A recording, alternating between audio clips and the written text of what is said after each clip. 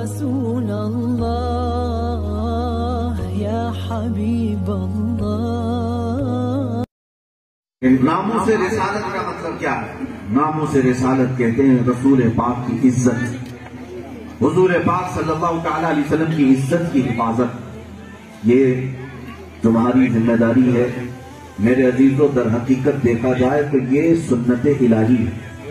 اللہ تبارک و تعالیٰ خود اپنے حبیب پاک کی عزت کی حفاظت فرماتا ہے، پہلے سے اور آج بھی، اور قیامت تک رسول پاک کی عزت کی حفاظت ہوتی رہے گی۔ یہ اور بات ہے کہ مولا ان محافظین میں جسے چاہے منتخب فرماتا ہے۔ جب وہ اپنے نبی کی عزت کی حفاظت کے لیے چنتا ہے تو ضروری نہیں کہ انسانوں کو ہی چنا جائے، کبھی جانور بھی رسول پاک کی عزت کی حفاظت پر آ جاتے ہیں۔ میں شروع سے بات لے کر کے چلتا ہوں، اتنا احساس تو ہے مسلمانوں ہمارے اندر ہونا چاہیے کہ ہم نے اپنے نبی پاک کا کلمہ پڑھا ہے، ہم نے اپنی جانیں ان کی بارگاہ میں دینے کا وعدہ کیا ہے۔ کیا یہ ہم بچپن سے نہیں پڑھتے آئے؟ جو جان مانگو تو جان دے دیں، جو مال مانگو تو مال دے دیں، مگر یہ ہم سے کبھی نہ ہوگا نبی کا جاہو جلال دے دیں۔ بچپن سے ہم پڑھتے آئے حضور پاک صلی اللہ تعالیٰ علیہ وسلم کی غلامی میں موت بھی قبول ہے، یہ ہم کہتے آئے۔ آج بھی نعرے میں ہم کہتے ہیں فدا کا ابی و امی یا رسول اللہ، میرے ماں باپ اے اللہ کے رسول آپ پر قربان۔ اے عزیزان گرامی وقار، جب تمہارے اتنے بڑے نعرے ہیں اور اتنے اہمیت والے نعرے ہیں تو تم سے امتحانات بھی ویسے ہی لیے جائیں گے۔ جو آدمی جتنی بڑی بات کرتا ہے اتنی بڑی آزمائش سے گزارا بھی جائے گا۔ اب میں آپ کو بتاتا ہوں کہ حضور پاک صلی اللہ تعالیٰ علیہ وسلم کی عزت کی حفاظت کا اتنا احساس تو ہر مسلمان کو ہونا چاہیے، ہر مسلمان کو، جتنا مدینہ طیبہ میں حضور پاک صلی اللہ علیہ وسلم کی سواری اور حضور کے خچر کو بھی تھا۔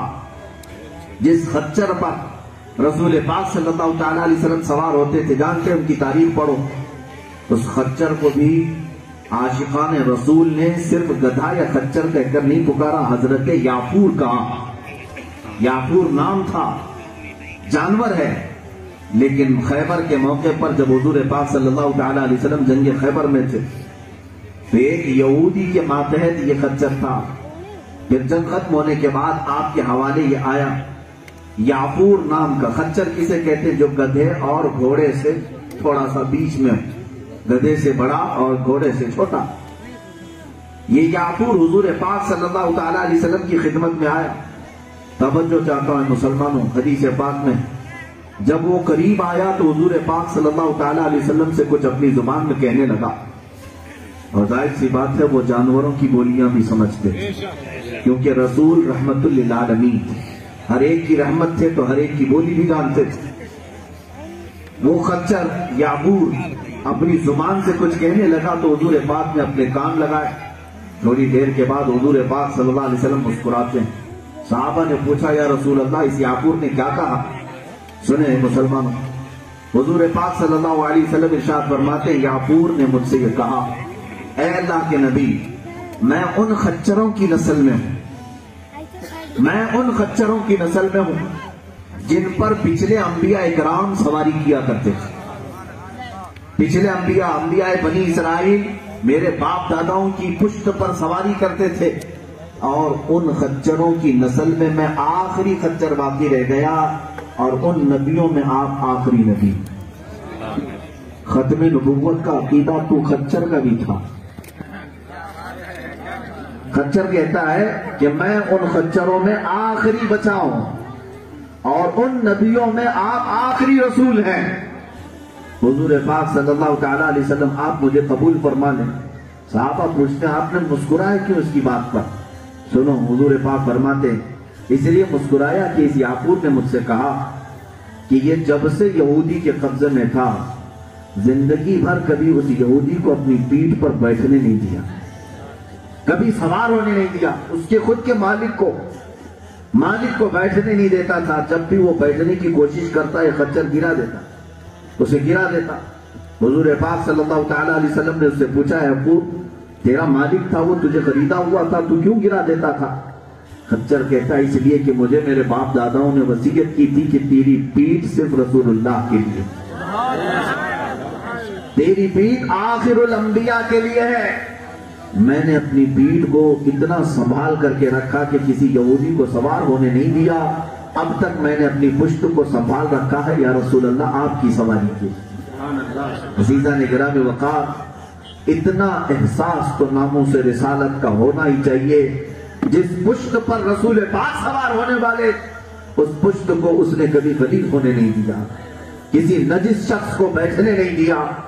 آج اے مسلمانوں، تمہاری نسبتیں رسول پاک سے جڑی ہوئی ہیں، تمہارے نام کے ساتھ محمد احمد لگا ہوا ہے، تمہاری تمام تعریفیں حضور پاک کے نام کے ساتھ وابستہ ہیں۔ دنیا تمہیں محمد عربی کے غلام کی حیثیت سے پہچانتی ہے، لیکن پھر دیکھو تم نے کس کو اپنی جگہ پر، اپنی پیٹھ پر جگہ دے دیا، اپنے سر پر جگہ دے دیا، اپنے کندھوں پر اٹھا لیا۔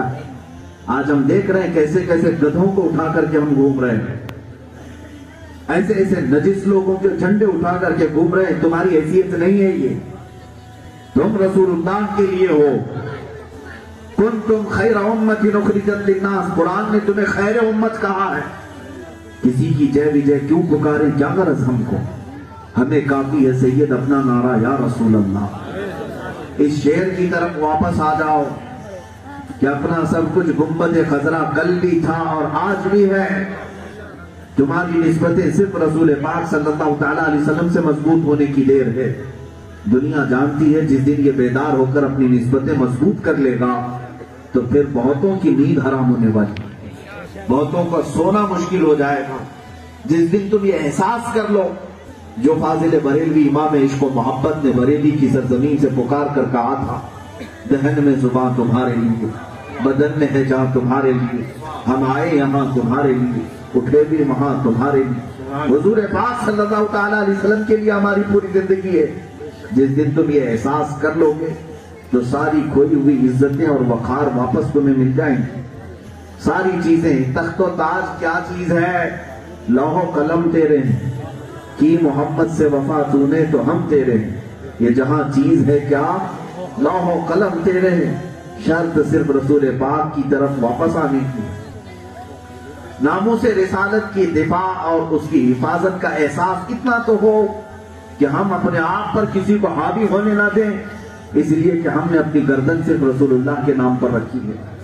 ہم اپنی آنکھوں میں کسی اور کا جمال بسنے نہ دیں، اس لیے کہ ہم نے ان آنکھوں کو بچا رکھا ہے دیدار مصطفیٰ کے لیے۔ ان جوانوں سے میں پوچھتا ہوں جو کسی ایک حسینہ پر دل دے بیٹھتے ہو اور اپنی زندگیاں تباہ و برباد کر جاتے ہو، ایسے بھی عاشق دیکھے جو زہر کھا کر مر گئے کسی حسینہ کے نام پر، کسی محبوبہ اور معشوقہ کے نام پر پھانسی پر چڑھ گئے۔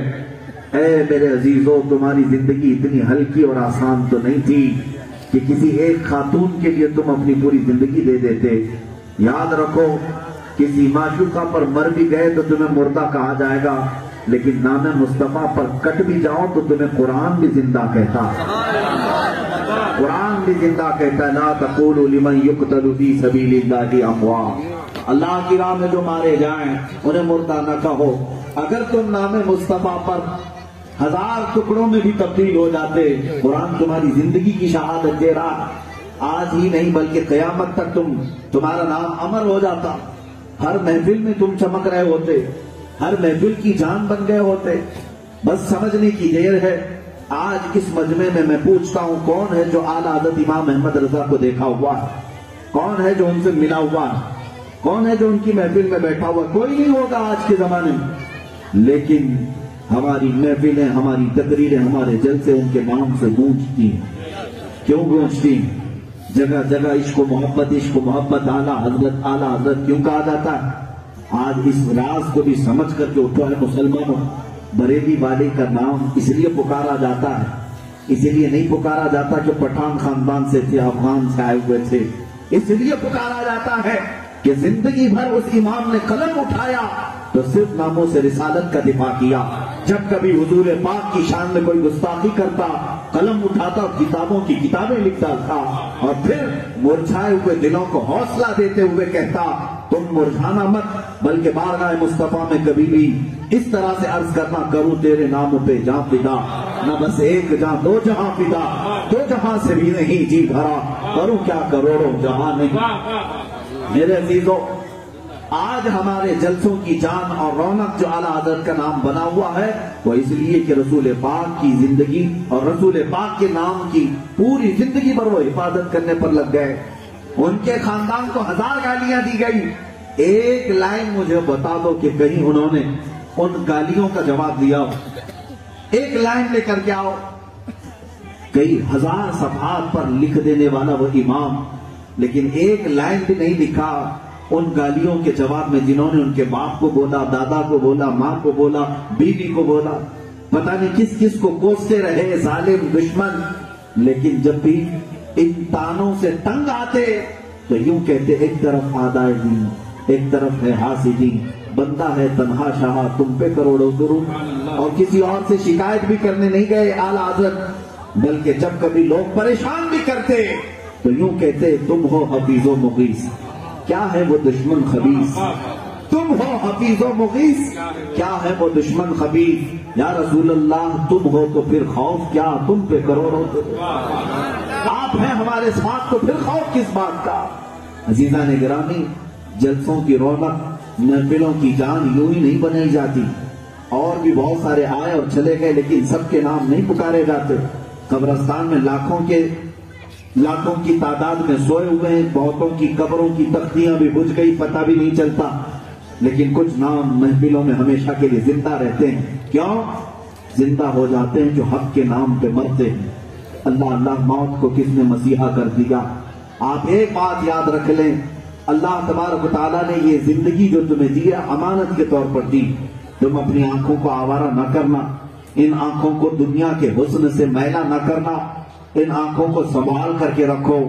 آج کے زمانے میں دنیا تمہارے امتحانات کی کڑی لے کر کے آ چکی ہے. رات کی تاریکی جیسے آتی ہے میں نوجوانوں کو دیکھتا ہوں، اس موبائل نے ان کو ایسا وحشی بنا دیا، ایڈکٹ بنا دیا. جتنا پہلے کبھی کوئی چرسی یا کوئی نشیڑی اتنا نشہ نہ کرتا ہوگا جتنا آج موبائل کا نشہ کیا جاتا ہے. میرے عزیزوں، اس نے تمہارے بہت سارے اخلاقیات کو چھین لیا ہے. تم کیا سمجھتے ہو پردے کی اوٹ میں بیٹھ کر کے میں گندی اسکرین کو دیکھتا رہوں کوئی کچھ نہیں کہے گا؟ میں اشلیل تصویریں دیکھتا رہوں، اس میں گندی ویڈیو دیکھتا رہوں، کوئی کچھ نہیں دیکھتا، کوئی کچھ نہیں کہتا ہے؟ تم کیا سمجھتے ہو؟ یعلم خائنۃ الاعین وما تخفی الصدور. مولا قرآن میں فرماتا ہے وہ تمہاری آنکھوں کی خیانت کو بھی دیکھ رہا ہے، تمہارے دل میں گزرنے والے اقوال کو بھی دیکھ رہا ہے. تمہارا کوئی عمل اس سے پوشیدہ نہیں. میں تو صرف یہ کہنے کے لیے بات چھیڑا کہ ایک خچر نے اپنی پیٹھ صرف اس لیے سنبھال رکھی تھی کہ مصطفیٰ سوار ہونے والے، میرے آقا سوار ہونے والے ہیں. یہ ناموس رسالت کی حفاظت ہے میرے عزیزوں. کاش تم بھی اپنے ہاتھ سنبھال کر کے رکھتے کہ اس سے مجھے مصطفیٰ سے مصافحہ کرنا ہے. اپنے ہاتھوں کو غلاظت میں جانے سے بچا لیتے کہ ان ہاتھوں سے مجھے میرے مصطفیٰ کریم سے مصافحہ کرنا ہے. ان آنکھوں کو بچا کر رکھ لیتے کہ میں دنیا نہ دیکھوں تو کوئی پرواہ نہیں. مفتی اعظم ہند کی طرح میں دنیا سے یہی کہتا ہوا جاتا، کچھ ایسا کر دے میرے کردگار آنکھوں میں، ہمیشہ نقش رہے روئے یار آنکھوں میں. انہیں نہ دیکھا تو کس کام کی ہے یہ آنکھیں کہ دیکھنے کی ہے ساری بہار آنکھوں میں. جنہوں نے اپنی آنکھیں بچا کر رکھی دنیا کے فحش چیزوں کو دیکھنے سے، لہو و لعب کو دیکھنے سے، گندی تصویریں اور گندی فحش چیزوں کو دیکھنے سے اپنی آنکھوں کی حفاظت کی، ان آنکھوں میں جلوہ رسول آ ہی گیا. موت سے پہلے انہوں نے اپنے نبی کو دیکھ ہی لیا. حضور پاک صلی اللہ تعالیٰ علیہ وسلم کا دیدار کر کے دنیا سے گئے. اسی لیے تو شہزادہ اعلیٰ حضرت فاضل بریلوی کے فرماتے ہیں مفتی اعظم ہند کہ قبر میں بھی جب فرشتے سوال کرنے پر آئیں کہ حضور کے بارے میں اگر پوچھیں کہ قبر میں فرشتے جو پوچھیں کس کی امت ہو، فرشتے جو پوچھیں قبر میں کس کی امت ہو، ایک عاشق رسول کیا کہتا ہے جواب؟ لو دیکھ لو ہے تصویر یار آنکھوں میں، لو دیکھ لو تصویر یار ہے آنکھوں میں. یہ وہی کہہ سکتا ہے جس نے اپنی آنکھیں زندگی میں بچا رکھی تھی اور اپنے نبی پاک کے جمال کو دیکھنے کے لیے. یہ ناموس رسالت کی حفاظت. لوگ یہ سمجھتے ہیں کہ صرف میں گلی کوچے میں نکل کر کے نعرے لگاؤں گا تو عزت رسول کی حفاظت ہو جائے گی، احتجاج کر کے پروٹیسٹ کر کے میں پوری بھیڑ جمع کر لوں حفاظت ہو جائے گی. تم خود اپنی ذات سے حفاظت کرو حضور پاک کی عزت کی، اس لیے کہ دنیا تمہارے اعمال کو دیکھ کر کیچڑ ان کی ذات پر اچھال رہی ہے۔ تمہارے حرکتوں کو دیکھ کر اگر نبی پاک پر کوئی انگلی اٹھاتا ہے، اس سے بری زندگی اور کیا ہو سکتی ہے؟ میرے برے اعمال کی وجہ سے اگر کوئی میرے نبی کو گالی دینے لگ گیا تو اس سے بری زندگی میری اور کیا ہو سکتی ہے؟ اس لیے مسلمانوں تم اپنی ذمہ داری کا احساس کرو۔ تم صرف کسی باپ کے بیٹے ہونے کی حیثیت سے نہیں پہچانے جاتے، دنیا تمہیں محمد عربی کے غلام ہونے کی حیثیت سے پہچانتی ہے۔ یہ تمہارے جو چہرے ہیں، یہ جو تمہاری داڑیاں، تمہاری ٹوپیاں، تمہارا لباس صرف احمد کا بیٹا، عبداللہ کا بیٹا نہیں کہلاتی، محمد رسول اللہ کا غلام کہلاتی ہیں۔ ظاہر سی بات ہے جب اتنی بڑی نسبت ہے تو اس عزت رسول کی حفاظت بھی تمہارے کندھوں پر ہے، تمہارے کندھوں پر ہے۔ آپ کیا سمجھتے ہیں مصطفیٰ کریم صلی اللہ تعالیٰ علیہ وسلم کی عزت کی حفاظت کیسے کیسے کی گئی ہے؟ بزرگوں نے فرمایا رسول پاک صلی اللہ تعالیٰ علیہ وسلم کا سایہ زمین پر نہیں پڑتا تھا، پتا ہے نا سب کو، اس بات پر سب کا اتفاق ہے، حضور پاک کا سایہ زمین پر نہیں آتا۔ میرے عزیزوں کیوں نہیں آتا؟ ہر ایک کا سایہ آتا ہے، انسان تھے رسول پاک صلی اللہ تعالیٰ علیہ وسلم، سایہ کیوں نہیں آتا؟ محدثین اور بزرگان دین فرماتے اس لیے نہیں آتا کہ چہرے رسول کا عکس زمین پر آیا اور کسی اور کا قدم اس پہ نہ پڑنے پائے، کسی اور کا قدم اس پہ پڑنے نہ پائے۔ اللہ تبارک و تعالیٰ نے اس رسول پاک کی ذات کو ایسا محفوظ رکھا، زندگی پر کبھی میرے مصطفیٰ کے جسم پر مکھی نہیں بیٹھی، کبھی مچھر نہیں آیا۔ یہ حدیثوں میں موجود ہے، پوری زندگی پر رسول پاک صلی اللہ تعالیٰ علیہ وسلم کے جسم پر میاں مکھی اور مچھر آنا کوئی معمولی، کوئی بڑی بات نہیں، ہر انسان کے پاس آتی ہے، یہ نارمل سی بات ہے۔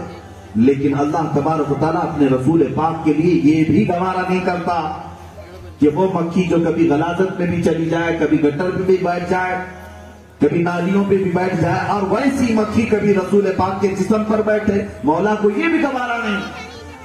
مچھر کی بھی یہی کیفیت ہوتی ہے، کبھی وہ کچرے پر بیٹھتا ہے، کبھی غلاظت پہ بیٹھتا ہے۔ اللہ تبارک و تعالیٰ نے یہ بھی گوارا نہیں کیا کہ یہ دونوں جانور بھی حضور پاک کے جسم پر آئے۔ پوری زندگی مولا تعالیٰ نے ان چیزوں سے بچا رکھا۔ اور آپ جانتے ہیں سیدنا ابو بکر صدیق رضی اللہ تعالیٰ عنہ کیسے دفاع کرتے تھے ناموس رسالت کا، حضور کی عزت کا دفاع کیسے کرتے تھے۔ آپ دیکھیں مسجد نبوی شریف میں جب حضور نماز پڑھاتے تھے، آج بھی اللہ توفیق دے مدینے میں جانا، حضور کا وہ محراب آج بھی موجود ہے جس محراب میں کھڑے ہو کر حضور نماز پڑھاتے تھے۔ لیکن تبدیلی صرف اتنی ہوئی کہ حضرت ابو بکر صدیق نے حضور کی وفات کے بعد کیا کیا جانتے؟ حضور جہاں کھڑے ہو کر نماز پڑھاتے تھے یہاں قدم ہے، اور جب سجدے میں جاتے تو سجدے کی جگہ آگے ہوتی تھی، جہاں پر حضور پاک پیشانی رکھتے تھے۔ حضرت ابو بکر صدیق نے کیا کیا؟ وہ محراب کو شہید کر کے اور آگے لے لیا، اور آگے لے لیا، دیوار کو اور آگے لے لیا۔ اس لیے کیوں لیا؟ حضور پاک کی سجدہ گاہ کو انہوں نے دیوار کے اندر کر دیا، جہاں حضور پیشانی رکھتے تھے اس کو دیوار کے اندر لے لیا اور محراب کو اور پیچھے کر دیا۔ لوگوں نے پوچھا آپ نے حضور کے بعد یہ نیا کام کیوں کیا؟ صدیق اکبر کہتے ہیں مجھے یہ گوارا نہیں تھا کہ کوئی بھولے سے بھی اس جگہ قدم رکھ کر کے جائے جہاں رسول کی پیشانی نہیں۔ یہ ابو بکر صدیق رضی اللہ تعالیٰ عنہ فرماتے مجھے یہ گوارا نہیں تھا، اور میں نے محراب کو اتنا پیچھے لے دیا کہ اب دنیا میں قیامت تک آنے والا امام جو مسجد نبوی میں نماز پڑھائے گا سجدہ وہاں کرے گا جہاں رسول کے قدم لگتے تھے، سجدہ وہاں کرے گا جہاں حضور کے قدم ہوا کرتے تھے۔ آج بھی وہیں سجدے ہوتے ہیں۔ عزیزان گرامی اوقات، حضرت ابو بکر صدیق رضی اللہ تعالیٰ عنہ اتنی حفاظت فرماتے کہ کوئی حضور سے ریلیٹڈ چیز کی بھی توہین نہ ہونے پائے۔ حضرت عمر فاروق کا حال یہ تھا کہ جب نئے لوگ مسجد نبوی میں آتے، حضرت عمر فاروق منبر پر بیٹھے یا مسجد میں بیٹھے، کوئی دور کونے سے چند لوگ بات چیت کر رہے تھے، ان کی آوازیں بلند ہوئی۔ حضرت عمر فاروق رضی اللہ تعالیٰ عنہ نے فرمایا کوڑا منگواؤ، کوڑا لایا گیا، اور اس کے بعد آپ نے کنکریوں سے مار کر کے کہا نئے آئے ہوئے لوگ ہیں، میں تنبیہ کرتا ہوں کہ تم میں سے کوئی بھی مسجد نبوی میں بلند آواز سے بات کرے گا تو میں کوڑے لگاؤں گا، اس لیے کہ یہاں روضہ رسول ہے۔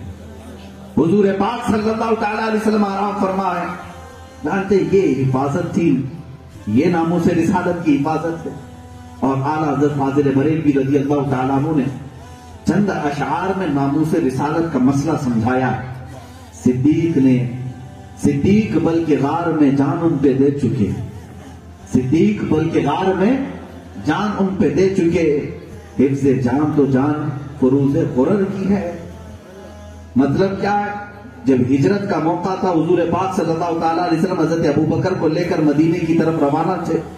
غار ثور بیچ میں ایک پہاڑی کے اوپر ایک غار ہے جس میں 3 دن تک حضور پاک قیام فرما تھے۔ واقعہ تفصیل سے نہیں سناؤں گا، آپ کو پتا ہے، اکثر لوگوں نے سنا ہوگا۔ حضور پاک صلی اللہ تعالیٰ علیہ وسلم جب غار ثور میں تھے اور کفار و مشرکین ڈھونڈتے ہوئے وہاں تک آئے تھے، حضرت ابوبکر نے اس غار کے اندر موجود سارے سوراخوں کو کپڑے پھاڑ کر بند کر دیا تھا کہ کوئی سانپ بچھو کوئی اندر داخل ہو کر حضور کو اذیت نہ پہنچائے۔ ایک سوراخ پر اپنی ایڑی رکھ لی تھی جس پہ بند کرنے کے لیے کپڑا نہیں تھا۔ روایات یہ بتاتی ہیں کہ ایک سانپ بڑے دنوں سے حضور پاک کے دیدار کا مشتاق تھا، وہ جب رسول پاک کی خوشبو پا کر غار کے قریب آیا تو غار کو انہوں نے ہر جگہ سے بند کر دیا تھا، ایک جگہ اپنے پاؤں کی ایڑی لگائی تھی۔ اس سانپ نے وہاں پر کاٹنا شروع کیا، سانپ کاٹ رہا ہے، وہ بھی بہت پرانا سانپ، لیکن حضرت ابوبکر صدیق پیر نہیں ہٹاتے۔ زہر چڑھتا ہوا رانوں تک آ گیا، پیر پیلا پڑ گیا، درد کی شدت۔ میرے عزیز، یہ کوئی پیٹ چبھونے والی بات نہیں کر رہا ہوں، سانپ کے کاٹنے کی بات کر رہا ہوں۔ سانپ کا کاٹا ہوا جانتا ہے کہ بسمل کی طرح تڑپتا رہتا ہے زہر جب چڑھتا ہے، لیکن حضرت ابوبکر صدیق سانپ کے زہر کو برداشت کرتے رہے، اس لیے کہ رسول پاک ان کے زانوں پر سر رکھ کر آرام کر رہے تھے۔ حضور پاک صلی اللہ تعالیٰ علیہ وسلم کی نیند پاک میں خلل نہ ہو۔ جب پھر خود میرے آقا صلی اللہ تعالیٰ علیہ وسلم بیدار ہو کر پوچھتے ہیں، مالک یا ابا بکر، اے ابو بکر کیا ہوا تمہیں؟ کیوں درد کی شدت سے تمہارا چہرہ متغیر ہے؟ کہتے لدغت الحیۃ یا رسول اللہ، اے اللہ کے رسول، سانپ کاٹ رہا، انہیں خبر کی سانپ کاٹ رہا۔ رسول مختار صلی اللہ علیہ وسلم نے ارشاد فرمایا، پیر ہٹاؤ۔ کہتے نہیں یا رسول اللہ، کہیں وہ آپ کو اذیت نہ دے، کہیں وہ آپ کو تکلیف نہ دے۔ مصطفیٰ کریم صلی اللہ تعالیٰ علیہ وسلم نے ارشاد فرمایا، ابو بکر وہ مجھے اذیت دینے نہیں، میرے دیدار کے لیے آیا، تم پیر ہٹاؤ۔ پیر ہٹایا، سانپ اندر آیا، جتنی دیر حضور کی زیارت کرنی تھی کیا اور چلا گیا۔ اب حضور پاک صلی اللہ تعالیٰ علیہ وسلم نے کیا فرمایا؟ اپنا لعاب پاک نکال کر جہاں سانپ نے ڈسا تھا وہاں پر لگایا، زہر پورا ختم۔ حضرت ابو بکر صدیق فرماتے انہیں خبر بھی نہیں تھی اس پیر میں سانپ کاٹا تھا کہ اس پیر میں کاٹا تھا۔ صحیح ہو گئے۔ ایک واقعہ یہ ہے، اور مقام صحبہ میں حضرت علی رضی اللہ تعالیٰ عنہ کے ساتھ جو معاملہ پیش آیا، وہاں پر بھی حضور ان کے زانوں پر سر رکھ کر آرام فرما رہے تھے۔ حضرت علی کی عصر کی نماز ابھی نہیں ہوئی تھی، سورج ڈوب گیا، آپ رونے لگے۔ حضور پاک بیدار ہو کر پوچھتے تو انہوں نے یہی کہا کہ یا رسول اللہ نماز قضا ہو گئی۔ میرے عزیزوں، وہ صحابہ تھے ایک نماز کی قضا پر رو پڑتے تھے، یا برسوں کی قضائیں ہیں اشک تک نہیں آتے۔ حضرت علی کرم اللہ وجہہ الکریم نے جب یہ کہا، حضور پاک صلی اللہ تعالیٰ علیہ وسلم نے کیا فرمایا؟ حضرت علی نے کیوں یہ عصر کی نماز قضا کر لی؟ کیا انہیں حکم تھا نماز قضا کر دیں؟ نہیں، بلکہ صرف اس لیے کہ رسول پاک صلی اللہ علیہ وسلم آرام فرمایا۔ یہی تو ناموس رسالت کی حفاظت ہے کہ نیند کی بھی حفاظت کے لیے انہوں نے نماز چھوڑ دی، نیند کی حفاظت میرے آقا کی۔ لیکن ان صحابہ کو معلوم تھا پورے کائنات کا نظام ان کی سانسوں سے، حضور پاک صلی اللہ تعالیٰ علیہ وسلم کے دم قدم سے ہے۔ اس کائنات رنگ و بو میں جو کچھ چل رہا ہے وہ حضور پاک صلی اللہ تعالیٰ علیہ وسلم کی برکت سے ہے۔ وہ جو نہ تھے تو کچھ نہ تھا، وہ جو نہ ہو تو کچھ نہ ہو، جان ہے وہ جہان کی اور جان ہے تو جہان ہے۔ پھر رسول پاک صلی اللہ علیہ وسلم بیدار ہو کر کیا فرماتے ہیں؟ تمہیں پتا ہے جو سورج ڈوب چکا تھا اسے اشارے سے واپس پلٹایا، عصر کے مقام پر سورج آیا، مولا علی کرم اللہ وجہہ الکریم نے نماز ادا کی اور سورج واپس پلٹ گیا۔ یہ دو واقعات ہوئے دو صحابہ کے ساتھ، ایک حضرت ابو بکر کے ساتھ اور ایک حضرت علی کے ساتھ، اور دونوں نے جو جو کیا ہے وہ سنیے۔ ایک نے اپنی جان نچھاور کر دی تھی اور ایک نے اپنی نماز نچھاور کر دی تھی۔ کس کے لیے؟ صرف ناموس مصطفیٰ کے لیے، صرف عزت مصطفیٰ کے لیے۔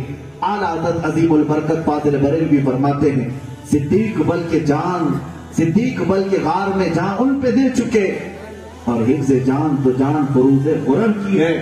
مولا علی نے واری تیری نیند پر نماز، مولا علی نے واری تیری نیند پر نماز، وہ بھی اثر جو سب سے اعلیٰ خطر کی ہے۔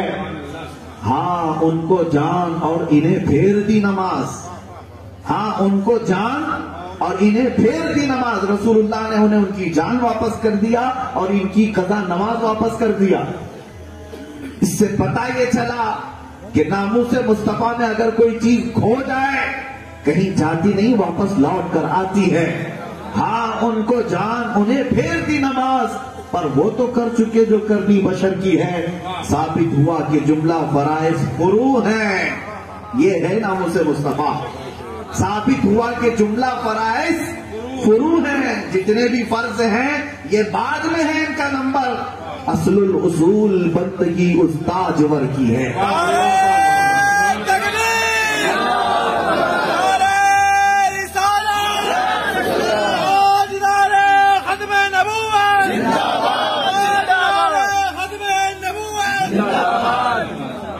ثابت ہوا کہ جملہ فرائض فروع ہیں، اصل الاصول بندگی اس تاجور کی ہے۔ عزیزان گرامی وقار، یہ ہے ناموس مصطفیٰ۔ حضور کی عزت کی حفاظت کے لیے، ان کی نیند کی حفاظت کے لیے اگر مولا علی کرم اللہ وجہہ الکریم کی اثر قضا ہوئی تو دنیا آج تک جانتی ہے وہ اثر پھر سے واپس لوٹائی بھی گئی ہے۔ سورج پلٹ آ سکتا ہے۔ اے دیوانوں، ان واقعات سے اتنا سمجھ جاؤ، حضور کے نام پر اگر کوئی چیز تمہارے اوپر آتی ہے تو گھبرانے کی ضرورت نہیں۔ ہم اس مصطفیٰ کے نام پر اپنے زخم کھا رہے ہیں جن کو جان واپس لوٹانا بھی آتا ہے، سورج پلٹانا بھی آتا ہے۔ اللہ نے ان کو یہ قدرت عطا کی ہے، اشارے سے چاند چیر دیا، چھپے ہوئے خور کو پھیر دیا، گئے ہوئے دن کو عصر کیا، یہ تاب و تمام تمہارے لیے۔ حضور پاک صلی اللہ تعالیٰ علیہ وسلم کو مولا کریم نے یہ طاقت اور یہ قدرت عطا کی ہے۔ آپ دیکھیں ناموس مصطفیٰ پر اٹھائے ہوئی جو بھی مصیبتیں ہیں وہ رائگاں نہیں جاتی، وہ ضائع نہیں ہوتی۔ آج میں تمہارے دلوں سے یہ خوف نکالنے کے لیے آیا ہوں کہ اگر حضور پاک کی عزت کی بات آئے تو آئیں کائیں نہیں کرنا، کیا حالات ایسے ہیں ویسے ہیں، میں دیکھ لوں گا، بعد میں تھوڑا اچھا ہو جائے سب آ جائیں گے۔ میرے عزیزوں، قیامت آ جائے گی، یہ حالات تمہارے لیے کبھی سازگار نہیں ہوں گے۔ تم ایمان والے ہو، دنیا ہمیشہ تمہیں انگاروں پر دیکھنا پسند کرتی ہے۔ تم رسول پاک کے دیوانے ہو، تمہارے لیے کبھی پھولوں کے سیج نہیں سجائے جائیں گے، تمہارے لیے ہمیشہ کانٹوں کے راستے بچھائے جائیں گے۔ اگر انہی کانٹوں پر چل سکتے ہو تو چلو، اس لیے کہ منزل بعد میں رسول اللہ کے پھولوں کی۔ منزل پہ جب پہنچو گے تو مصطفیٰ کریم کے پھولوں کی خوشبو تمہیں میسر آئے گی۔ اب سنو، جن لوگوں کو یہ تکلیف ہے یا ڈر ہے اور خوف ہے کہ ان حالات میں بھی آپ ایسے کہنے کی بات کر رہے ہیں، ہاں میرے عزیزوں، یہ حالات تو بڑے اچھے ہیں، یہاں ہزاروں کی تعداد میں علماء ہیں، ہزاروں کی تعداد میں حفاظ ہیں، قراء ہیں، حجاج ہیں، یہاں لاکھوں نہیں کروڑوں کی تعداد میں ہم مومنین مومنات ہیں، لیکن اس مکہ کی سرزمین پر اس بلال حبشی سے کوئی کیوں نہیں کہتا تھا بلال مکہ کے حالات بہت خراب ہیں، سارے تو کفار و مشرکین ہیں، تم ایک عہد کہہ کر کے کیا کر لو گے، تم اکیلے کیوں پکارتے ہو؟ لیکن اس بلال حبشی کو کوئی یہ نہیں کہہ سکا۔ اگر کوئی انہیں روکنے کی بھی بات کرتا تھا تو انہیں جواب حضرت بلال کیا دیتے تھے؟ سنو میرے عزیزوں، یہ چند دنوں کی اندھیریاں ہیں، اجالا میرا رب لائے گا، اجالا میرا رب لائے گا۔ ان مظالم کو دیکھ کر کے تم سہم مت جانا کہ یہ قتل عام کر کے ہمیں ڈرا لیں گے۔ میرے عزیزوں، اندھیرے آنے کے بعد اجالا بھی میرا مولا ہی لاتا، رب تبارک و تعالیٰ ہی لاتا ہے۔ اسی لیے اکثر میں یہ چیز پڑھا کرتا تھا، کچھ دیر کی خاموشی ہے پھر شور آئے گا، آج تمہارا وقت ہے ہمارا دور آئے گا انشاءاللہ العزیز۔ یہ کوئی بعید بات نہیں۔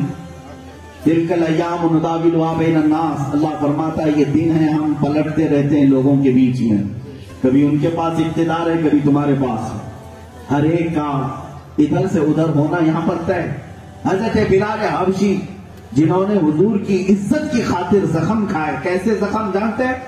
تاریخ میں لکھا گیا ہے ان کے پیٹھ کا جبہ اٹھا کر کے دیکھا جاتا تو ریڑھ کی ہڈی نظر آتی تھی. گوشت اتنا گل چکا تھا. ان کو انگاروں پر لٹایا جاتا تھا اور انگارے ان کی چربی سے ٹھنڈے ہوتے تو پھر دہکایا جاتا تھا. دن بھر اس پہ اور کبھی گرم سل سینے پر رکھتے اور اوباش بدماش لڑکوں کے ہاتھ میں ان کے پیر میں رسی باندھ کر دیا جاتا کہ کھینچو انہیں مکہ کی گلیوں میں. میرے عزیزوں یہ مسلسل 11 سال تک چلتا رہا. یہاں پر یہ اذیتوں کا دور وہ برداشت کرتے رہے. یہاں 11 دن تکلیف اٹھانے کو کوئی تیار نہیں. وہ ناموس مصطفیٰ پر 11 سال مسلسل برداشت کرتے رہے. انگاروں پر بھی لیٹا اور گرم سل بھی اپنے سینے پر برداشت کیا. بھوکا اور پیاسا ان کو دھوپ میں لٹایا جاتا تھا. 3 سال شعب ابی طالب میں میرے مصطفیٰ صلی اللہ علیہ وسلم کا جب مکہ والوں نے بائیکاٹ کیا تھا چمڑے کھانے کی نوبت آئی تھی, پتے کھانے کی نوبت آئی تھی, لیکن قدم ذرا برابر بھی نہیں ڈگمگایا. انہوں نے اسلام اور میرے آقا صلی اللہ علیہ وسلم کا جو کلمہ پڑھا تھا اسی پر قائم رہے. پھر وہ وقت بھی دنیا نے دیکھا. حضور ہجرت کر کے مدینے گئے.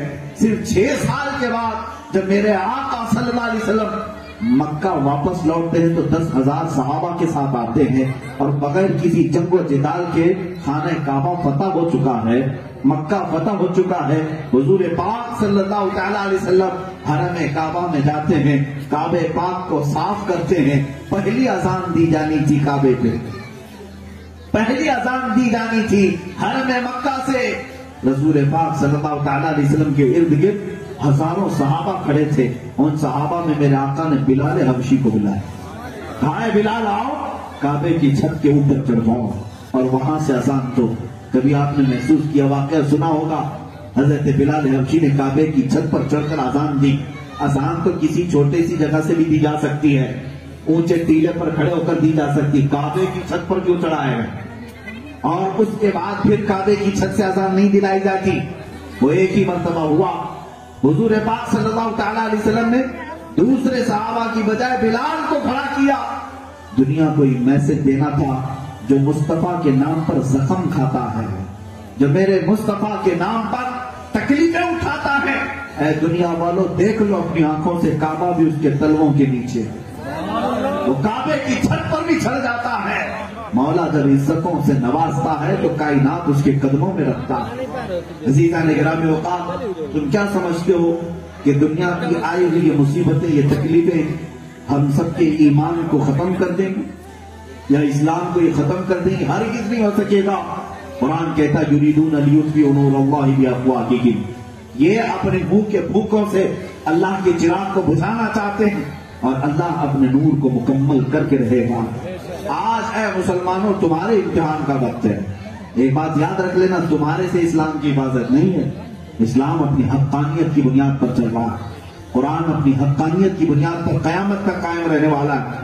لیکن صرف تمہارا یہ آزمانے کا وقت ہے, تمہارے یہ امتحان کا وقت ہے. دیکھا جائے گا تم کتنے سیریس تھے, تم اپنے دین کے لیے کتنے سیریس تھے, تم اپنے نبی پاک کے لیے کتنے مخلص تھے.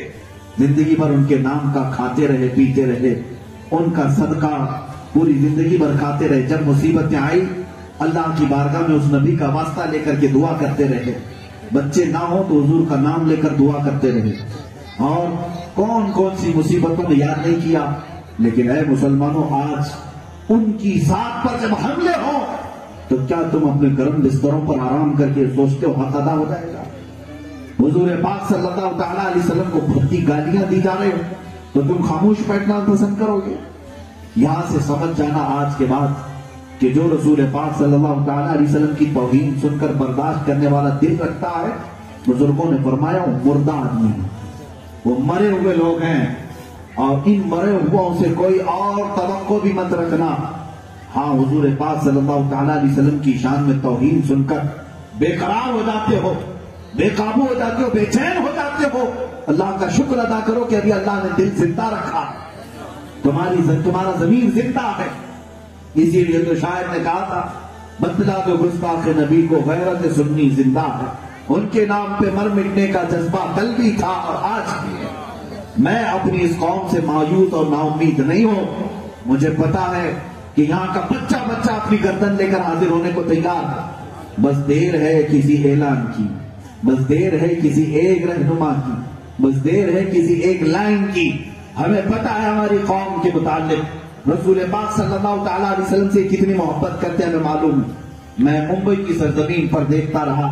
ایک مرتبہ ایک علاقے میں کسی دعوت پر گیا تھا اور وہاں سے آنے کے وقت دیکھا باہر جھگڑا چل رہا ہے. کچھ جھگڑا ہوا.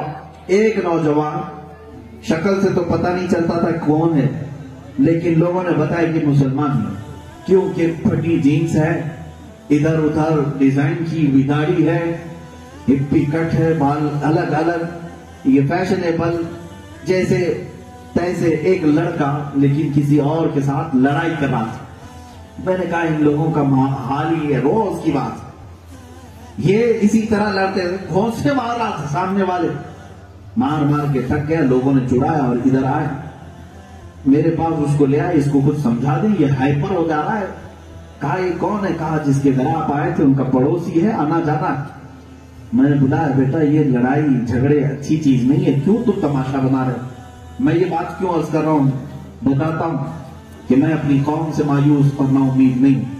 وہ اگرچہ پھٹی جینس والا تھا، ہپی کٹ رکھا ہوا، الگ الگ قسم کی داڑھی رکھا ہوا. میں جب اس کو سمجھانے لگا تو اس نوجوان نے کیا کہا جانتے؟ حضرت مجھے معاف کرنا، یہ جو میں لڑائی کر رہا تھا، یہ جس کو میں مار رہا تھا، اس نے جو میرے ساتھ کیا وہ میں آپ کو بتاتا ہوں. بات میرے پیسے کے لین دین کی نہیں ہے یا ہمارے آپس کے اخلاقی جھگڑے کی نہیں ہے. بات چل رہی تھی رسول پاک صلی اللہ علیہ وسلم کی. سامنے والے نے صرف اتنا کہا کہ رسول پاک نے جھوٹ کہا تھا. مجھ سے یہ برداشت نہ ہوا اور میں نے اسے گھونسے جھڑ دیے، 2 دانت بھی توڑ دیے. اس دن مجھے احساس ہونے لگا قوم مسلم بد عمل تو ہو گئی، ابھی غدار نہیں ہوئی. یہ رسول پاک کی امت عمل سے کوری تو ہو رہی ہے، لیکن میرے مصطفیٰ کی غدار ابھی نہیں ہوئی ہے.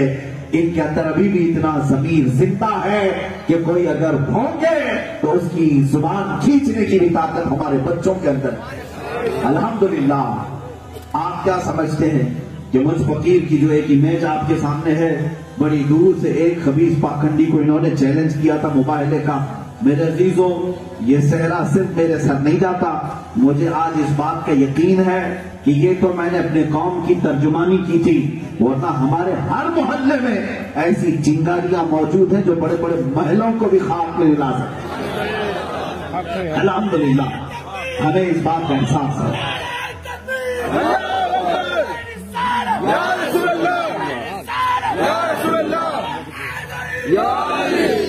بس رسول پاک صلی اللہ تعالیٰ علیہ وسلم کے نام پر تم سیریس ہو جاؤ. اب تک بہت کچھ ہو گیا، ہم دوسرے معاملات پر آوازیں تو اٹھاتے رہے. میں صحابہ کرام کی بات کرتا ہوں. ایک خاتون مدینے کی جنگ احد کے موقع پر دوڑی ہوئی چلی جا رہی تھی. کسی نے ان سے کہا کہ تمہارے بھائی شہید ہو گئے. پھر کسی نے آ کر کہا کہ تمہارے شوہر شہید ہو گئے. پھر کسی نے آ کر کہا تمہارا بیٹا بھی شہید ہو گیا، باپ بھی شہید ہو گیا. وہ خاتون ایک عورت ہے مدینے کی، 4 لوگ گھر کے شہید ہو چکے جنگ احد میں. آنے والے تھوڑی تھوڑی دیر پر ایک ایک رشتہ دار کی شہادت کی خبر دے رہے ہیں. وہ خاتون کیا کہتی ہے جب چوتھے شہادت کی خبر دی گئی راستے میں؟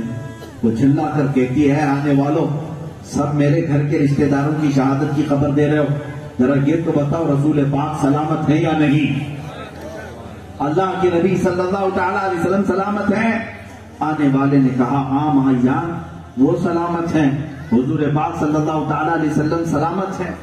تو اب وہ خاتون کیا کہتی ہے؟ جس کا بھائی شہید ہے، جس کا بیٹا شہید ہے، جس کا باپ اور شوہر شہید ہے، وہ کہتی ہے اللہ تیرا شکر ہے میرا جان سلامت ہے تو ساری کائنات سلامت ہے. اگر رسول پاک کی عزت سلامت ہے تو سمجھ جاؤ کہ ہماری پوری کائنات سلامت ہے. تم عزت کہاں ڈھونڈ رہے ہو؟ تم کس کے پیچھے جا کر کے سمجھتے ہو کہ ہمیں آسرا مل جائے گا؟ کہیں نہیں. دنیا تمہیں نچائے گی، فٹ بال کی طرح کھیلے گی تمہارے ساتھ. کوئی ادھر سے اٹھا کر ادھر پھینکے گا، ادھر والا اٹھا کر ادھر پھینکے گا. ایک ہی آسرا ہے تمہارا. تمہارا درد اگر کسی کو، تمہارے درد کا اگر کسی کو احساس تھا تو کل بھی رسول اللہ کو ہی تھا، آج بھی رسول پاک کو ہی. وہی رسول پاک تو ہے جو اپنا گھر چھوڑ کر جنگل میں چلے گئے تھے، قبر کی عذاب کی آیتیں جب آئی اور جا کر سجدے میں رونے لگے، کس بات پر؟ اے اللہ میری امت بھولی بھالی ہے، بدعمل اگر ہو جائے تو اسے عذاب میں گرفتار نہ کر، میں اپنی امت کو عذاب میں دیکھنا گوارا نہیں کرتا۔ وہ رسول پاک 1400 سال پہلے ہمارے لیے آنسو بہا رہے تھے، ہمارے لیے آنسو بہا رہے تھے مدینے کی سرزمین پر۔ میرے عزیزوں، صحابہ کہتے ہیں جس وقت رسول پاک کو قبر میں رکھا گیا تھا، میرے آقا صلی اللہ علیہ وسلم کے لب ہل رہے تھے۔ حضرت عباس قبر میں اترے ہوئے تھے، وہ کہتے ہیں ہم نے کان لگا کر کے سنا کہ کیا الفاظ ادا ہو رہے ہیں۔ وہ کہتے ہیں حضور پاک اس وقت بھی کہہ رہے تھے رب اغفر لی امتی فإنہم لا یعلمون، اے اللہ میری امت کو معاف کر دینا اس لیے کہ وہ نہیں پہچانتی، مجھے نہیں جانتی ہے۔ جو قبر پاک میں بھی جا کر کے ہم گنہگاروں کو یاد رکھے، جو نہ بھولا ہم غریبوں کو رضا، یاد اس کی اپنی عادت کیجئے۔ اے مسلمانوں، میں تمہیں یہ احساس دلانے آیا ہوں، تمہارے غموں کا اور تمہارے دردوں کا اگر کوئی آسرا ہے تو صرف مدینے کا گنبد خضرا کا مکین ہے، وہ رحمت عالم صلی اللہ تعالی علیہ وسلم ہے۔ ان کے دربار میں تم اپنے غموں کو سناؤ اور وہیں سے اپنی لو لگاؤ، پھر دیکھو تمہاری زندگیوں کے اندر ایک انقلاب آئے، ایک انقلاب آئے گا۔ جب تم رات میں تھک کر کے سو، کسی اور کو دیکھو نہ دیکھو، صحابہ سے پوچھو، حضرت ابو ہریرہ فرماتے ہیں 3 دن بھی اگر ہمارے ہاں کھانا پانی نہیں آتا، بھوک کی شدت، یہ صحابہ وہ ہیں جن کو اصحاب صفہ کہا جاتا ہے۔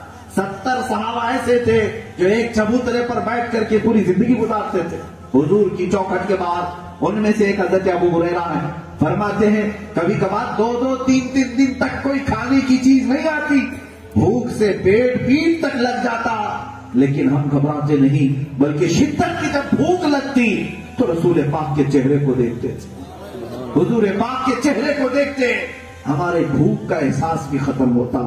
اس چہرے پاک میں نور تو اللہ نے رکھا ہی تھا، تمہارے پیٹ کی غذا بھی تھی، تمہاری آنکھوں کی شفا تھی۔ آج اگر غموں سے تم بھی چور ہو جاتے، دنیا اگر تمہیں 1000 پریشان کرے، کاش تم تھک ہار کر کے اپنے بستر پر آ کر اس رسول رحمت کو یاد کرتے، میرے آقا آؤ کہ مدت ہوئی ہے تیری راہ میں اکھیاں بچھاتے بچھاتے۔ سنا ہے آپ ہر عاشق کے گھر تشریف لاتے ہیں، میرے گھر میں بھی ہو جائے چراغاں یا رسول اللہ۔ یقیناً وہ رحمت عالم صلی اللہ تعالی علیہ وسلم جو ایک ہرن کی آواز کو سن کر اس کی مدد کے لیے جاتے ہوں، ایک لکڑی کے رونے کی آواز سن کر خطبہ چھوڑ کر کے آتے ہوں، ایک اونٹ اپنے مالک کی شکایت کرے حضور اس کی سننے کے لیے چلے جاتے ہوں۔ تم تو امتی ہو، تم تو امتی ہو، اس رسول پاک کے قصیدہ خواہ ہو، اس رسول پاک کی تعریف کرنے والے ہو۔ کاش تم بھی اپنے غموں کی داستان کو اس رسول رحمت سے سناتے، یوں کہتے بد ہیں تو آپ کے، بھلے ہیں تو آپ کے، ٹکڑوں پہ یہی کے پلے ہیں، رخ کدھر کرے یا رسول اللہ، تجھ سے جو منہ چھپائیں تو کرے کس کے سامنے، تم سے جو منہ چھپائیں تو کرے کس کے سامنے، کیا اور کسی سے توقع نظر کی ہے؟ حضور پاک صلی اللہ تعالی علیہ وسلم کی بارگاہ سے جو چہرہ ہٹا، اسی کو اقبال کہتا ہے ان کے جو ہم غلام تھے خلق کے پیشوا رہے، ان سے پھرے جہاں پھرا پھر آئی کمی وقار۔ یہ جو ہماری عزتوں کی کمی ہے یہ صرف اس جگہ سے چہرہ ہٹانے کی۔ تمہیں پتا ہے ترکیوں کو خلافت عثمانیہ کا جو دور ہے 650 سال ایسا دور تھا، وقت کے فرائض بھی کانپتے تھے ان کے نام سے۔ ایسے خلفاء جو گدڑیاں پہنے ہوئے گھومتے تھے، لیکن وقت کے فرانس کی طاقت، انگلینڈ کی طاقت، یورپ کی طاقت ان کے رعب و دبدبے سے کانپتی تھی۔ کیوں؟ جانتے ہو ان خلفاء میں کچھ ایسے عاشقان مصطفیٰ تھے جو حضور پاک صلی اللہ تعالی علیہ وسلم کے لیے ایک ہلکا لفظ بھی برداشت نہیں کرتے تھے، ایک ہلکا لفظ بھی برداشت نہیں۔ سلطان عبد الحمید کے متعلق میں نے پڑھا، مدینہ طیبہ سے لے کر استنبول تک کی انہوں نے ٹرین کی لائن بچھائی، ٹرین کی لائن بچھائی، اور جب ٹرائل چلنے لگا تو انجن کو مدینے سے لے کر استنبول تک چلانا تھا، تو اس وقت وہ کوئلے کا انجن چالو کیا ڈرائیور نے تو بھڑک بھڑک کی آواز شروع ہوئی۔ سلطان کو یہ بات پسند نہیں آئی، کوڑا نکالا اور انجن کو بھی مارا، کہا کہ تجھے خبر ہے تو شہر رسول میں ہے، رسول پاک صلی اللہ تعالیٰ علیہ وسلم کے شہر میں اتنی بلند آواز، اس کے بعد انہوں نے اسے روک دیا۔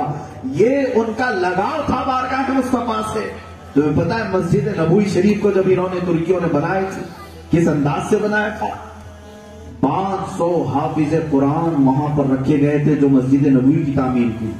500 حافظ قرآن، وہی معمار تھے، وہی الیکٹریشن تھے، وہی پلمبر تھے، وہی مستری تھے، ان کو سارے فنون سکھا کر کے مسجد کی تعمیر کے لیے لایا گیا، اور وہ تعمیر کرتے بھی تھے۔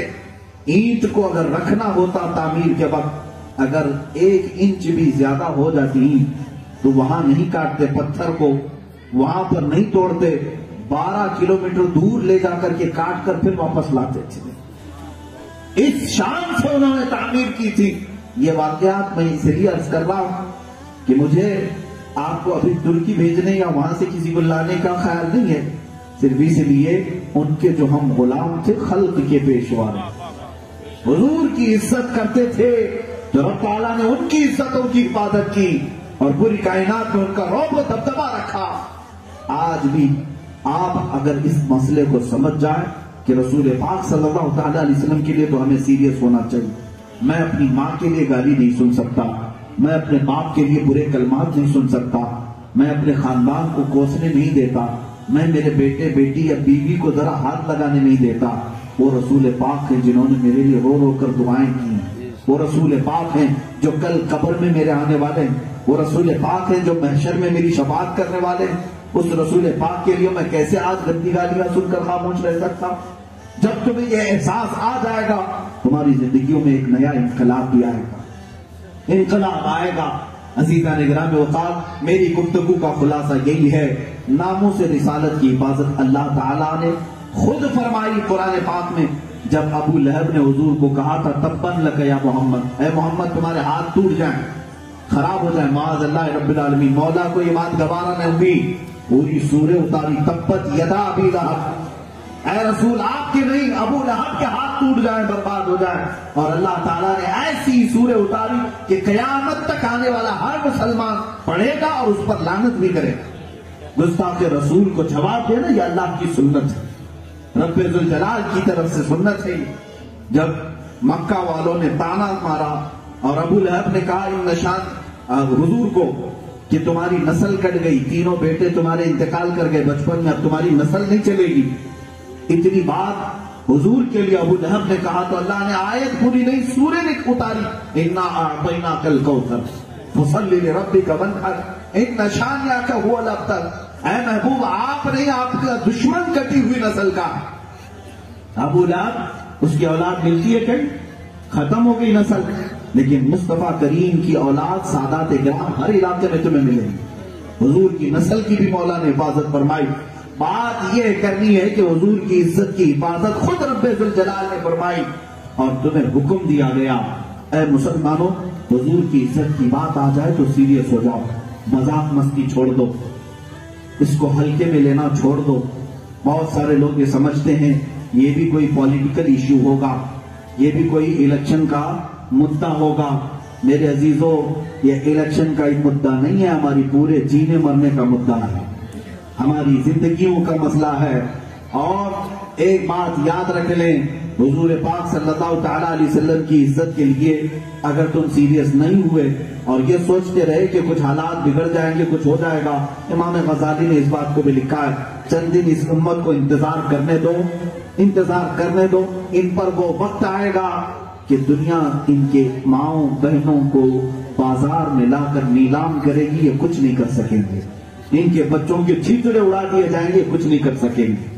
میرے عزیزوں وہ وقت آ جائے گا اگر حضور پاک صلی اللہ تعالیٰ علیہ وسلم کی عزت کے لیے کھڑے ہونے کا احساس نہیں رہا۔ آج ہم جو حالات دیکھ رہے ہیں یہ یوں ہی نہیں ہوئے، پڑوس میں جو آگ لگی ہوئی ہے تم کیا سمجھتے ہو اس کی چنگاریاں تمہارے گھروں کو نہیں جلائیں گے؟ چاہے وہ آسام ہو، کشمیر ہو، تیری پورا ہو، یہاں پر جو ننگا ناچ ظلم کا ناچا جا رہا ہے، تم اگر محو خواب و آرام سے چادر اوڑھ کر سوتے ہو تو یہ بھی تمہاری خام خیالی ہے۔ اٹھو وہ گر نہ حشر نہ ہوگا پھر کبھی، دوڑو کے زمانہ چال اپنی چل گیا۔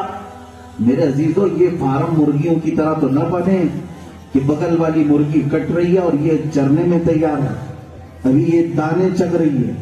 یہ فارم مرغیوں کا حال تو یہی ہے. بغل میں قصاب اس مرغی کی گردن کاٹ رہا ہے اور باقی مرغیاں اپنے دانے چگنے میں مصروف ہیں. چکن کھانے کی وجہ سے زیادہ شاید یہ فطرت آ گئی ہے. میرے عزیزوں، مومنین کی مثال تو یہ ہے، ایک مومن کو بھی تکلیف ہو تو میرے آقا فرماتے ہیں جیسے ٹھوکر لگے تو پورے جسم میں بخار آتا ہے. ایک عضو کو تکلیف ہو تو پورے جسم میں تکلیف ہونی چاہیے. تم آج درد کا احساس کرنا بھی بھول رہے ہو تو پھر ظاہر سی بات ہے کہ تمہارے ساتھ بھی یہ ٹرائل چلے گا، یہ ہر جگہ چلے گا. اس لیے بیدار ہونے کی ضرورت ہے. آج احساس بیدار کرو. اور اخیر میں اپنی گفتگو میں، کسی کو برا لگتا ہے، بعض جگہ پر مجھ سے یہ کہا جاتا ہے کہ آپ ٹھیک ہے جو اللہ رسول کی باتیں کہنی وہ کہہ دیجئے، لیکن یہ پالیٹکس پر اور راجنیتی پر آپ بات مت کریں تو اچھا رہے. میرے عزیزوں، میں اپنے لوگوں کی بات نہیں کر رہا ہوں، ان لوگوں کی جو پرمیشن دیتے ہیں، جلسوں کی لیتے ہیں، نکالتے ہیں، ان لوگوں کی طرف سے ہمیں بات آتی. کیوں؟ تم یہ چاہتے ہو کہ ان کو نشے میں ہی رکھا جائے، ان کو کوئی سیاسی شعور بیدار کرنے والا آئے ہی نہیں. ہماری اس قوم کو تم ہمیشہ چاکلیٹ دے دے کر 5-5 سال تک کھلاتے رہ جاؤ اور یہ کبھی کھڑا ہونا ہی نہ سیکھے. عزیزان اکرام وقار، میں کسی پارٹی کا نمائندہ بن کر تمہارے پاس نہیں آیا، اس بات کی وضاحت کرتا ہوں.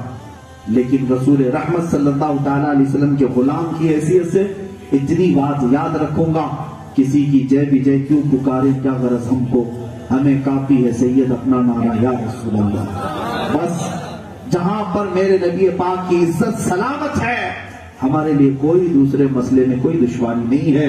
اور اگر رسول پاک صلی اللہ تعالیٰ علیہ وسلم کی عزت پر حفاظت کی کوئی بات نہیں کرتا تو میرا ویسا کوئی لیڈر ہی نہیں ہے. ہم نہ اسے نیتا مانتے نہ لیڈر مانتے جو میرے مقدسات پر حملہ ہونے پر بھی ایک بات نہ کر سکے. عزیزان گرامی وقار، اس شعور کو بھی بیدار کرو. یہ باتیں میں کیوں کہہ رہا ہوں آپ اچھی طرح سے سمجھ سکتے ہیں. تمہارے پاس اللہ نے عقل بھی دیا ہے اور موجودہ طاقت اور پاور بھی دیا ہے. تم لوگوں کو دور چٹانا بھی جانتے ہو، لوگوں کو ان کی اوقات یاد دلانا بھی جانتے ہو، مگر بس اپنے عقل اور دماغ کا استعمال بھی کرو. اللہ اس کے رسول صلی اللہ تعالیٰ علیہ وسلم کے لیے اخلاص پیدا کرو. اپنے آپ کو اتنا گرانا مت کہ کوئی 500 میں تمہیں خرید لے جائے. اتنا زیادہ اپنے آپ کو زمین پر نہ گرا دینا گٹر اور نالی میں کہ کوئی 1000 پہ تمہاری قیمت لگا سکے.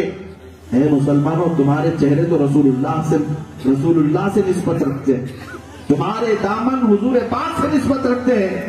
تم کو 500-1000 میں خریدنے کی بات بڑا افسوس ہوتا ہے. میں تو اس بات کا اعلان کرتا ہوں، ہمیں خریدنے کی بات تو چھوڑو، پوری دنیا کروڑوں کی قیمت لگا کر ایک غلام مصطفیٰ کی جوتی بھی نہ خرید سکے. کیوں؟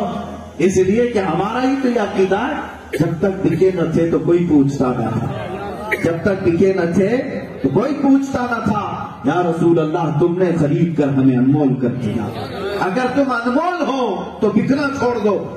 اگر تم رسول پاک صلی اللہ تعالیٰ علیہ وسلم سے اپنے رشتے مضبوط رکھتے ہو تو کوئی بھی آ کر کے تمہیں راتوں رات بہکا کر کے نہ چلا جائے، کوئی بھی آ کر کے تمہیں چاکلیٹ پکڑا کر کے نہ چلا جائے کہ سو جا منا سو جا. جس طرح سے ماں سلا دیتی ہے اس طرح سے تمہیں بھی لوریاں سنا کر کے کچھ پارٹیاں سلا کر چلی جاتی ہیں تاکہ تم احساس نہ کر سکو اور کبھی تم حقوق مانگ نہ سکو. مجھے پتا ہے ایک حکایت میں نے پڑھی تھی. ایک بادشاہ نے اپنے وزیر کو بلا کر پوچھا، میری کرسی لمبی دیر تک اگر چلانا ہے تو کیا کروں، رعایا کو کتنے پالیسیاں دوں. ظاہر سی بات ہے بہت ساری پالیسیاں نکالی جاتی ہیں اور بہت سارے انعامات دیے جاتے ہیں. وزیر نے کہا کوئی پالیسی کوئی مشن نکالنے کی ضرورت نہیں، میری ایک بات پر عمل کر لیجئے. کہا کیا؟ کہا دنیا بھر کا نشہ منگواؤ اور اپنی رعایا کو نشے کا عادی بناؤ، سب کو چرس گانجا بھنگ پلاتے رہو. بادشاہ نے خوب پیسے لٹائے چرس گانجا بھنگ پلانے کے لیے. وزیر نے کہا کہ جب یہ سارے چرسی ہو جائیں گے تو تمہاری کرسی کی کس کو فکر ہے، اس کو 2 ٹکے کا نشہ مل جائے بس وہ کافی ہے، سوتا رہے. میرے عزیزوں، دنیا یہی چاہتی ہے کہ یہ کبھی بیدار نہ ہو سکے، کبھی حقوق کا مطالبہ نہ کر سکے. یہاں تو بات ایسی ہے کہ اگر میں نظام مصطفیٰ کی بات کروں تو مجھے آتنکوادی کہہ دیں، سیدھے دہشت گردی کا لیبل ان کے پاس پہلے سے تیار موجود ہے۔ یہ دجالی میڈیا جو زر خرید ٹٹوؤں کو خرید کر کے وہاں پر بیٹھا کر کے ایک دوسرے پر جو ڈیبیٹ کراتے رہتے، برگے لڑاتے رہتے، ان کا کام یہی ہے کہ آلریڈی پکا پکایا ہوا ایک لیبل موجود ہے آتنکوادی کا اور دہشت گرد کا، ٹیررسٹ کا۔ یہ کہاں فٹ کرنا ہے؟ وہیں پر فٹ کرنا ہے جہاں داڑھی ہے، ٹوپی، باقی کہیں نہیں۔ مسلمان کے نام کے ساتھ یہ کھلواڑ ہوتا ہے۔ اب دنیا پک بھی چکی ان کا سن کر کے، لہذا تم بھی کبھی اس بات کا خوف نہیں رکھنا یہ سرٹیفکیٹ دینے والے ہوتے کون ہیں۔ میرا دل مطمئن ہے، کل بھی ہم امن کے مسیحا تھے، آج بھی ہم امن کے مسیحا ہیں۔ الحمدللہ ہم اس زمین کو ناپاک ہونے نہیں دیتے، یہ خواجہ ہند کی سرزمین ہے۔ یہاں پر محبوب الہی آرام فرمائے، صابر کلیری آرام فرمائے۔ ہم اس زمین کا تقدس سمجھتے ہیں۔ عزیزان گرامی وقار، میں تمہیں اس بات کا احساس دلانا چاہتا ہوں کہ دنیا کیا کہتی ہے اس کی طرف توجہ مت کرنا، صرف اتنا دیکھنا اللہ اور اس کے رسول میرے متعلق کیا کہتے ہیں، اللہ اور اس کے رسول مجھ سے راضی ہے یا ناراض ہے۔ اس بات کا احساس آ جائے، انشاءاللہ العزیز ہماری عزتیں اور وقار میں اضافہ ہوگا۔ عزیزان گرامی، حضور پاک صلی اللہ تعالیٰ علیہ وسلم کی ذات کی طرف متوجہ کرنے کے لیے فاضل بریلوی رضی اللہ تعالیٰ عنہ کے چند اشعار میں تمہارے گوش گزار کرتے ہوئے اپنی تقریر کو ختم کرنے کی طرف لے جاتا ہوں۔ یاد رکھو، حضور پاک صلی اللہ تعالیٰ علیہ وسلم کی زندگی ہماری پوری زندگیوں میں روح کی حیثیت رکھتی ہے، جان کی حیثیت رکھتی ہے۔ اگر وہ نام پاک ہماری زندگیوں سے نکل گیا تو پھر یہ مردہ لاشوں کی طرح زندگی ہے۔ تمہارا جینا، تمہارا چلنا پھرنا صرف مردہ لاشوں کی طرح ہے، تم کسی کا کچھ نہیں کر سکو گے۔ ہاں، نام مصطفیٰ اگر سینے پر موجود ہے تو مجال ہے کوئی تمہارے طرف آنکھ اٹھا کر دیکھ سکے، کوئی ٹھوکر مار کر کے دیکھ سکے۔ ہو نہ یہ پھول تو بلبل کا ترنم بھی نہ ہو، چمن دہر میں کلیوں کا تبسم بھی نہ ہو۔ اقبال نے کہا ہے اگر رسول پاک نہ ہو تو پھر پوری دنیا کے پھولوں کی خوشبو بھی نہیں ہوگی۔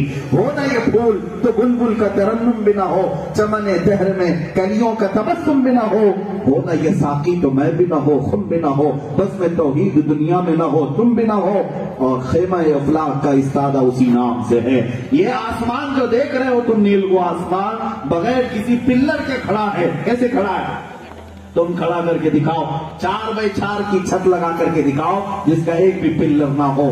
اتنا بھاری بھرکم پلر کے بغیر آسمان کا چھت تانا گیا ہے، یہ کس کے نام سے کھڑا ہے؟ اقبال کہتا ہے خیمہ افلاق کا استادہ اسی نام سے ہے، نبض ہستی تپش آمادہ اسی نام سے ہے۔ اور اس مصطفیٰ کا نام کہاں کہاں ہے تم کہاں کہاں ڈھونڈو گے؟ سنو، دشت میں دامن کوہسار میں میدان میں ہے، دشت میں دامن کوہسار میں میدان میں ہے، موج میں بحر کی آغوش میں طوفان میں ہے، چین کے شہر مراکش کے بیابان میں ہے، اور پوشیدہ ہر مسلمان کے ایمان میں ہے۔ نعرہ تکبیر، نعرہ رسالت، تاجدار ختم نبوت، تاجدار ختم نبوت۔ عزیزان گرامی وقار، حضور پاک صلی اللہ تعالیٰ علیہ وسلم کا یہ احساس لے کر کے جاؤ، ان کے بغیر میری زندگی نہیں ہے، نہ یہاں پر ہے، نہ قبر میں ہے، نہ حشر میں ہے۔ ان سے دور ہوں گے تو یہاں پر بھی ذلت ہے، قبر میں عذاب ہے، حشر میں رسوائی ہے۔ ان کو چھوڑو گے تو فاضل بریلوی فرماتے ہیں خدا خدا کا یہی ہے در، نہیں اور کوئی مفر مقر، جو وہاں سے ہو یہی آ کے ہو، جو یہاں نہیں تو وہاں ہے۔ جو حضور کے کا نہیں ہو سکتا وہ اللہ کا بھی نہیں ہو سکتا، جو حضور کا وفادار نہیں وہ اللہ تبارک و تعالیٰ کی بارگاہ میں بھی سیریس نہیں ہو سکتا۔ اس لیے میں نے اپنی گفتگو کو پورا کا پورا حضور کی ذات پر کیا ہے۔ اے میرے عزیزوں، اس لیے کہ مجھے پتا ہے ہماری قوم کا علاج کیا ہے، اس کی ان کے مرض کا علاج کیا ہے۔ ہماری کمزوری کا علاج ایک ہی ہے کہ ان کے سینوں میں عشق مصطفیٰ کی شمع روشن کی جائے۔ ایک بار یہ شمع بھڑک گئی تو پھر ساری برائیاں اس شمع کی روشن میں ویسی ختم ہونی۔ جب اجالا آتا ہے تو اندھیریاں جاتی، اندھیرا نہیں رہتا۔ لائٹ بند کرو تو اندھیرا آئے گا۔ یہ دلوں کے اندر سے اگر عشق رسالت کی شمع کو بجھنے دے دو گے تو بہت ساری برائیاں تمہارے اندر آ جائیں گی۔ ہاتھ بھی گناہ کر رہا ہوگا، کان بھی گناہ کر رہے ہوں گے، آنکھ بھی گناہ کر رہی ہے، اور پیر بھی گناہ کر رہے ہیں۔ یہ سارے اندھیرے گناہ کی کیوں آئے؟ لائٹ ختم ہونے لگ گئی ہے. یہ جو رسول پاک کی محبت کی جو شمع جلی ہوئی تھی وہ جب بھی مدھم ہونے لگے یہ اندھیریاں آئیں گی. جس دن تم حضور پاک کی محبت کی یہ شمع کو تیز کر لو گے پھر دیکھنا تمہارے ہاتھ خود بخود صاف ہوں گے, تمہاری آنکھیں خود بخود پاک ہوں گی, تمہاری زبان خود بخود طاہر ہوگی, تمہارے قدم اور ہاتھ نہایت ہی عمدہ اور سلیقے سے چلنے لگیں گے. عزیزان گرامی اوقات, ساری چیزوں کا دار و مدار اس رسول پاک کے نام اور ان کی محبت سے ہے. اس شمع کو بجھنے نہ دینا. میں آپ سے بات یہ کرتا ہوں, 3 جوان ایسے تھے جن کو ایک بادشاہ نے قید کیا اور ان سے کہا کہ تم دھرم پریورتن کر لو. ہو رہا ہے نا آج بھی. اور وہ 3 حضور پاک صلی اللہ تعالیٰ علیہ وسلم کے دیوان جوان تینوں سگے بھائی تھے. عیسائی بادشاہ نے کہا تم میرے مذہب میں آ جاؤ, میں اپنے دربار میں جگہ دے دوں. وہ تینوں نے منع کر دیا, ہم یہ نہیں کر سکتے. بادشاہ نے کیا کہا, میں تمہیں مار ڈالوں گا. کہا ٹھیک ہے, لیکن مارنے کا بھی جو انداز اس نے اختیار کیا, ایک جلاد کو بلایا, ایک کڑھائی اور اس میں تیل ڈال کر کے کھولایا گیا اور کہا کہ اگر تم میرے دین پر نہیں آتے تو میں تمہیں اس کھولتے ہوئے تیل میں ڈال دوں گا. ان جوانوں نے کہا یہ بھی ہمیں منظور ہے, یہ بھی ہمیں منظور ہے. ٹس مس نہیں ہو. اس بادشاہ نے ان میں سے تینوں بھائیوں میں سے بڑے کو اٹھایا اور جلاد کے ہاتھ دیا کہ اسے اٹھا کر ڈال دے. گرم پکتے ہوئے تیل میں اس شہزادے کو ڈال دیا. پورا جسم جل گیا اور ان کی روح نکل گئی. اس کے بعد دوسرے شہزادے کو اٹھایا اور اس کو بھی تیل میں ڈال دیا. کوئی ایک بھی ان میں سے اپنے دین سے ہٹنے کو تیار نہیں. تیسرا جو بچا تھا وہ 22 سال کا کڑیل جوان تھا. جو نوجوان مجھ سے سنتے ہیں تو یہ توجہ چاہتا ہوں. بہت سارے نوجوان یہ کہتے ہیں ابھی تو جوانی ہمیں کچھ کرنے دیا جائے. اے میرے عزیزو, یہ جوانی ہی تو ہے پوری زندگی کا مقصد. یہ اگر تم نے رسول پاک کی وفا کے لیے رکھا تو بڑھاپا تمہیں آ ہی نہیں سکتا. تم 80 سال میں بھی جوانی رہو, 90 سال کی عمر میں بھی جوانی رہو. اس 22 سالہ جوان کو بادشاہ کے ایک وزیر نے کہا بادشاہ سلامتی سے میرے حوالے کر دیں, میں اس کو چینج کر کے لاؤں. بادشاہ نے دے دیا. اس وزیر نے کیا کیا پتا ہے, اپنے گھر لے گیا, اپنی حسین و جمیل لڑکی اس کے اوپر لگا دی کہ یہ اس کو میں ایک کمرے میں رکھتا ہوں تو اپنی محبت میں اس کو اپنی طرف لے لے. اگر یہ دین بدل لیا, تیری طرف آ گیا تو بادشاہ مجھے منہ مانگا انعام دے گا. لوگ آج بھی یہی کرتے ہیں میرے عزیزوں, پہلے تمہیں یا تو پیسوں سے خریدیں یا لڑکیوں سے خریدیں, لیکن رسول پاک کا دیوانہ اتنے ہلکی قیمتوں میں نہیں بک سکتا. اب وہ جوان 22 سال کا اس وزیر کے گھر میں تو تھا. رات کے وقت جیسی وہ کمرے میں اکیلا ہوتا, اس کی بیٹی آ جاتی. وہ جیسی آتی اپنا مسلح بچھا کر سجدے میں چلا جاتا. دیکھنے کی نوبت نہ آئے. وہ کافی دیر تک بیٹھی رہتی اور پھر چلی جاتی. مہینہ گزر گیا, اس نوجوان نے آنکھ اٹھا کر نہیں دیکھا مہینے تک. اور 1 مہینے کے بعد وہ روزانہ اپنے باپ سے یہ وعدہ کر کے آتی تھی کہ ابھی بدل رہا ہے, ابھی بدل رہا ہے. مہینے کے بعد وہ آئی, جلا کر کے کہا کہ اے ظالم, تو کون سی چیز کو دیکھنا پسند کرتا ہے؟ دیکھ میرے حسن کو. دنیا مجھے دیکھنے کے لیے قطار لگاتی ہے, بڑے بڑے بادشاہوں کے بیٹوں کے نکاح کے پیغام آتے ہیں, اور ایک تو ہے کہ مہینے بھر سے میری طرف دیکھتا تک نہیں. اس جوان نے چہرہ پھیرے بغیر جو جواب دیا نا, وہ جواب ہماری زندگی ہونا چاہیے. اس جوان نے کہا اے نوجوان لڑکی, تو واپس چلی جا, جو تو مقصد سے آئی ہو وہ کام پورا نہیں ہو سکتا, اس لیے کہ ان آنکھوں کو تو دھوکہ نہیں دے سکتی جن آنکھوں میں پہلے سے جمال مصطفیٰ بسا. جو اپنے حبیب پاک کا حسن دیکھا ہوا ہو اسے دنیا کا حسن خرید نہیں سکتا. تو واپس چلی جا. اتنا عزم, اتنا حوصلہ, اتنا یقین دیکھنے کے بعد وہ پگھل گئی اور اس کے بعد کہنے لگی اے جوان, پتا نہیں مجھے کیا ہو گیا, میں خود تیرے دین سے محبت کرنے لگ گئی ہوں کہ تیرا دین ایسا ہے کہ تیرا دل اتنا پختہ کر کے رکھا ہے کہ تیرا دین کبھی کسی حسن پر بکتا نہیں. میں جس دین پر ہوں یہاں روز سودے بازی ہوتی ہے, لہٰذا میں اپنے گھر سے تھک چکی ہوں, تو اپنے ساتھ مجھے لے اور باہر چل. اس نوجوان کے بعد وہ مشرف اسلام ہوئی, ایمان میں داخل ہوئی, اور اس نوجوان کو اس گھر سے لے کر راتوں رات نکل آئی کہ میں تجھے شہر سے باہر چھوڑاؤں گی, میرے باپ سے بچا کر, بادشاہ سے بچا کر. اب یہ جوان لڑکا, جوان لڑکی نکلے ہیں. توجہ چاہتا ہوں, شہر سے باہر نکلے تھے, اچانک گھوڑوں کے دوڑنے کی آواز آ گئی. یہ ایک درخت کی اوٹ کے پیچھے چھپ کر کھڑے ہو گئے کہ دیکھا شاید بادشاہ کو خبر ہو گئی، وزیر نے بتا دیا ہوگا کہ یہ دونوں بھاگ گئے ہیں، ہمیں پکڑنے کے لیے پوری فوج آ رہی ہے۔ یہ درخت کے پیچھے سے چھپ کر کافی دیر انتظار کرتے رہے۔ وہ گھوڑے دوڑتے دوڑتے درخت کے قریب آ کر رک گئے اور ان آنے والے سواروں میں سے ایک سوار نے اس کا نام پکار کر کے کہا، درخت کے چوبے پیچھے چھپا ہوا باہر آ جا، اس دوشیزہ کو بھی لے کر کے آ جا۔